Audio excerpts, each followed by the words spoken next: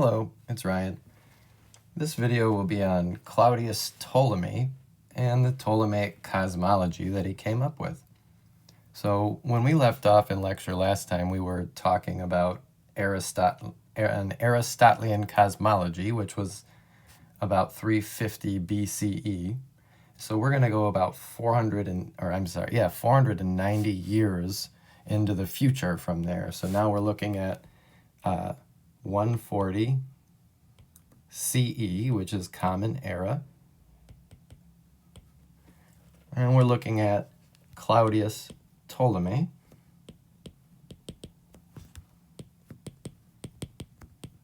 A lot of people, when they first see his name, try to pronounce the P, and we never pronounce the P when we say Ptolemy. He was a Greek philosopher.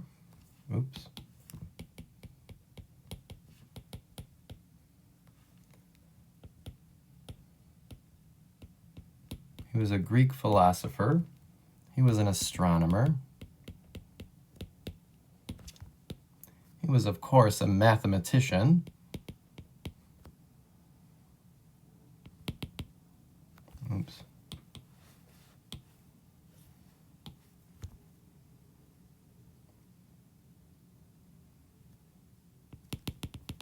He was a mathematician. And I guess that'll be it. I'm sure he did other things. Back then, people were polymaths, and they did tons of different amazing things. What we're going to be discussing with Ptolemy is his cosmology, the Ptolemaic Cosmology.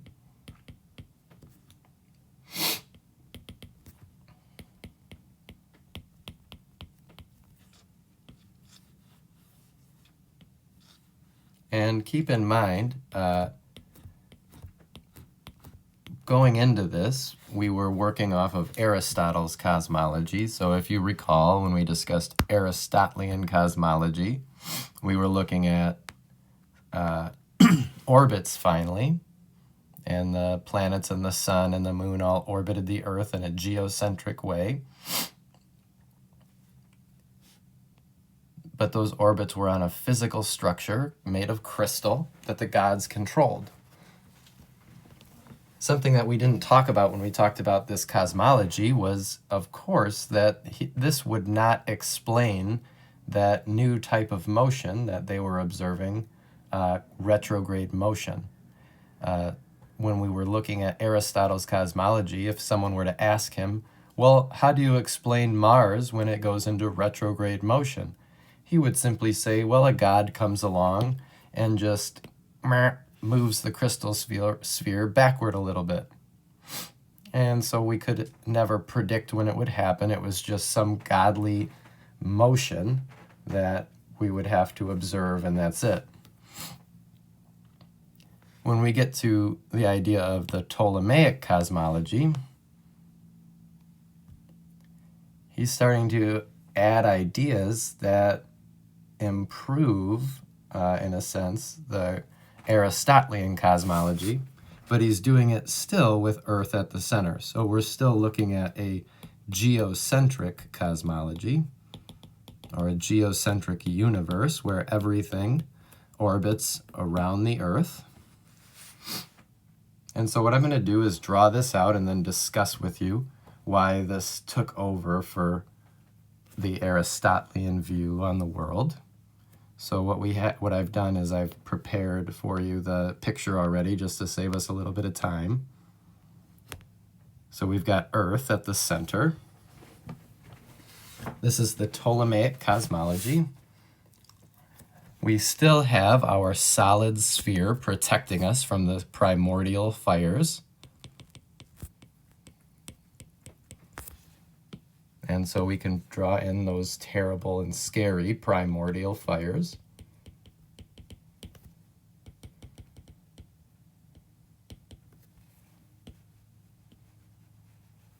And those are, of course, burning infinitely, both in temperature and in time, created by the gods, for the gods. Maybe this is what made the gods. We don't know. It's a godly entity, and we certainly don't want to interact with it.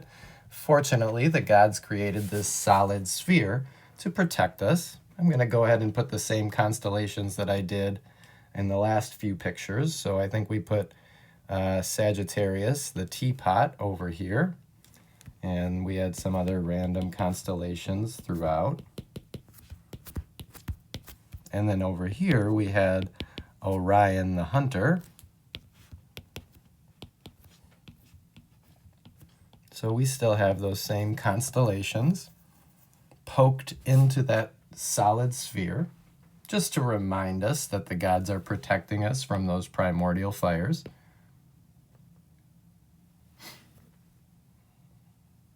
Now, of course, we have the moon and the sun orbiting us, and now we also are trying to pay attention to Venus. So I'm going to put moon and Venus,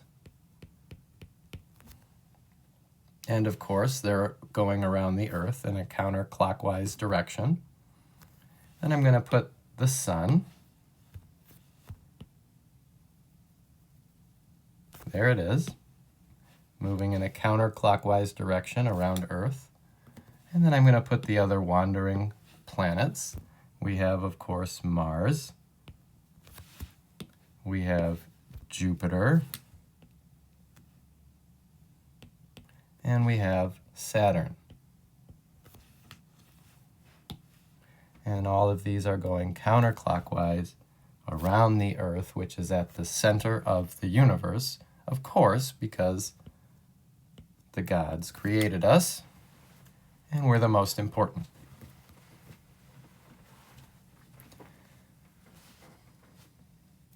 And so we could label, of course, that this is Orion, the hunter, and this is Sagittarius, the teapot. If you look at Sagittarius in the sky, it really does look like a teapot, and it turns out that the Milky Way galaxy, as viewed from us, the Milky Way across our sky, appears to be the steam coming out of the teapot. Okay, so this is Ptolemy's vision of how it's working. But this isn't all. So we're going to add some new pictures to this, but what I would like to first define for you is that these dashed lines are not crystal spheres anymore. These are not actual physical bodies. These dashed lines are called deferents. Deferents. And they're not real physical bodies. They're just these magical invisible circles that orbit the Earth. So they're actual like orbits instead of crystal spheres moving the planets in circles. Something to keep in mind is that obviously everything is still created by the gods, and the gods like to create perfect spheres. And so all of these shapes are perfect circles. All of the bodies, the moon, Venus, the sun, they're all perfect heavenly orbs with no deformations or problems at all.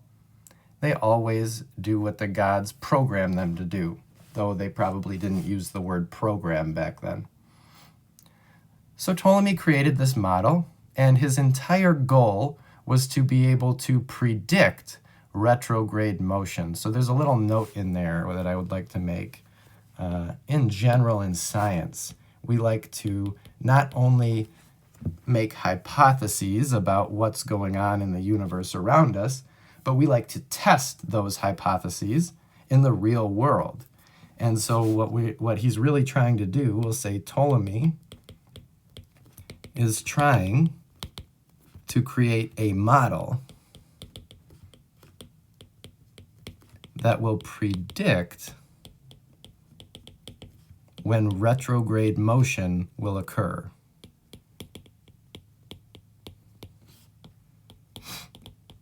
So he's doing something more than Aristotle did.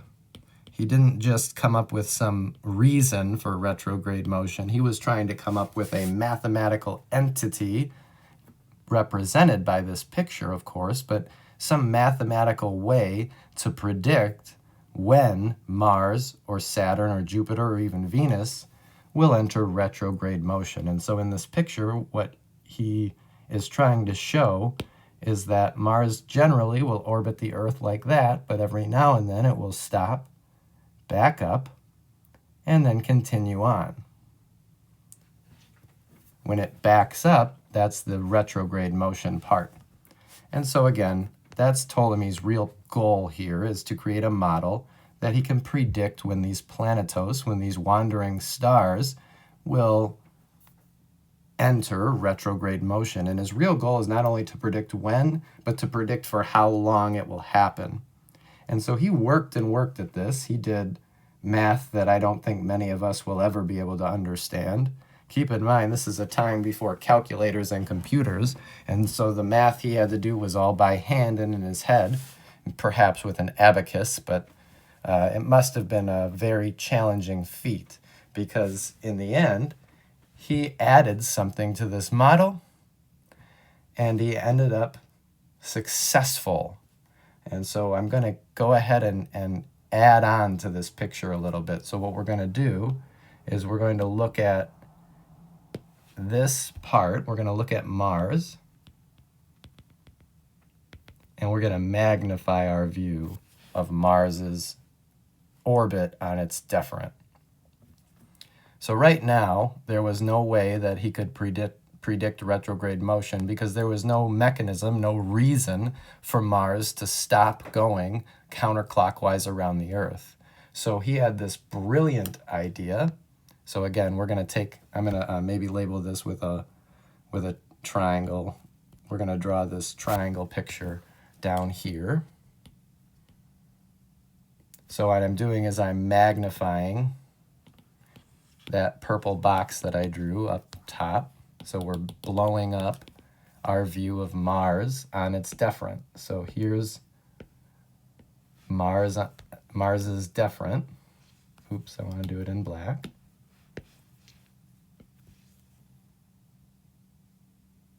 So there's Mars's deference. And now before putting Mars on the deference, he created a new circle. And on that, he created a new circle. And on that, he created maybe even a new circle. And on that final circle, he placed Mars.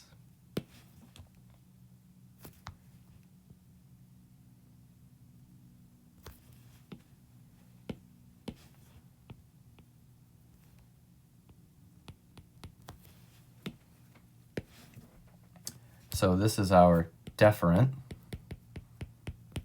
and these are called epicycles. And what he did is he did a whole bunch of calculations, like I said, and he figured out with different epicycles that orbited on this deferent. So Mars would go round, let me clear this up a little.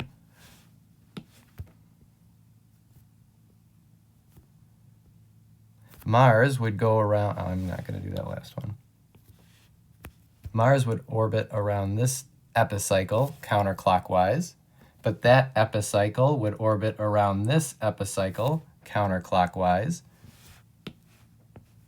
and that epicycle would orbit around this epicycle counterclockwise, and finally this epicycle would orbit on the deferent counterclockwise. And he did model after model after model to create epicycles that all orbited around the Earth in order to be able to predict retrograde motion. And so if you can kind of imagine in your mind's eye, Mars is going around like that, but while Mars is going around like that, this is going around like that, and this is going around like that, and this is going around. And so there's going to be points, well, this makes it around to here, and Mars is going around like this, that maybe from Earth, Earth is over here, we would see Mars back up with respect to the background stars. So that's kind of a lot to try to imagine. So what I'm going to do is show you a cool little applet. So what I've got here is a simulator where, as you can see, we have the Earth at the center. It's the blue dot. We have Mars on the right. It's the red dot. And we have the sun orbiting both, of course. We have Mars on a deferent, or on an epicycle that is sitting on a deferent. So this is less complicated than the one that I drew for you, but this will give you the idea. And then all around the edge of this thing, we have constellations that exist on the zodiac. So we right now have the sun. I think it's sitting in what looks like to be Pisces. And as the sun goes around, it will go through the constellations of the zodiac, which is where the zodiac even gets its importance from. So again, we have Mars on an epicycle that's on a deferent that's orbiting the Earth. And what we're going to do is watch for whenever Mars stops going from west to east and starts going from east to west with respect to those background stars. So here we go. See, right now Mars is moving normally. Right about now, Mars is going to stop moving with respect to the background stars and start backing up, and then it will continue on. And so you can see as Mars goes round the epicycle, and the epicycle goes round the deferent, from Earth at the center, Mars would back up relative to the background stars. Another cool view, what we would actually see from Earth then, this is like a bird's eye view like that some sort of god might have if they were watching from above. What's really viewable from the Earth, what we see is right here, where we've got Mars going from right to left, that's prograde motion, and see it's with respect to the background stars. Here Mars stops, backs up, and then continues on. So right around the right side where it stopped and backed up, it was in the constellation known as Pisces again. So it backed up. That was retrograde motion. So this is a nice little applet. I'll give you the website so you can play around with it if you want. But that's what I was trying to explain with this picture of epicycles. So he came up with this, but he didn't just guess it. He came up with it by doing countless mathematical tests, and eventually it ended up working. It worked, meaning he could predict when retrograde motion would happen. He would say, okay, next March, Mars is going to be in Pisces, and it's going to stop around March 12th, back up, and by March 18th, it's going to continue on its way.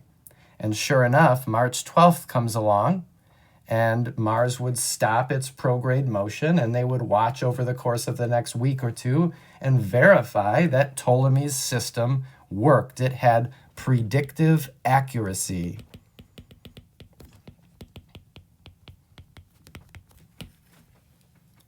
And so his model was adapted. It eventually became known as Ptolemy's wheels on wheels cosmology.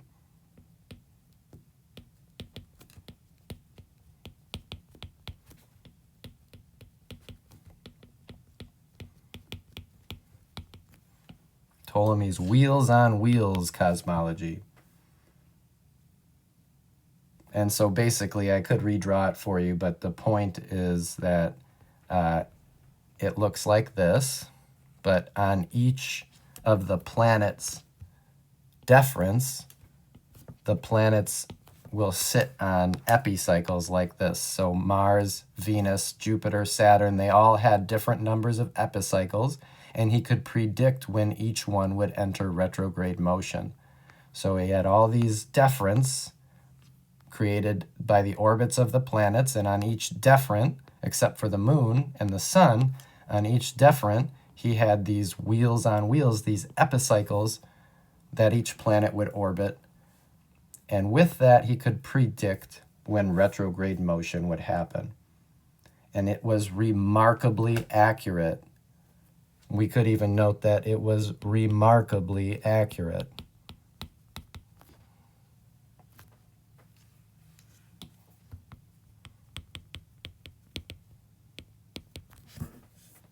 He did it.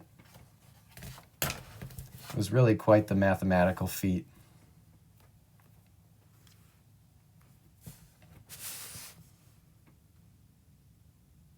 And as I noted, and I'll just note it one more time, Ptolemy, and this is, of course, as with all cosmologies to this point,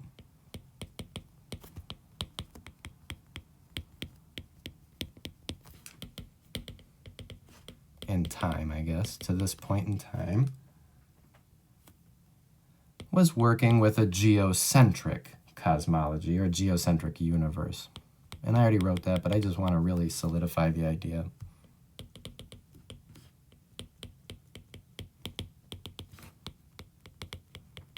Earth-centered. So it took 500 years, but we finally moved away from the Aristotelian cosmology, where the gods were the reason for retrograde motion. And now we have explanation for a lot of wonderful phenomenon. Everything that was explained by Aristotle's cosmology, where we have diurnal and prograde and prograde motion explained. We have seasonal constellations explained. We have so much explained by this. And now we have predictive accuracy with epicycles on deference for retrograde motion. Predictive accuracy for retrograde motion. I think in one of his models, one of the planets had 27 epicycles on it.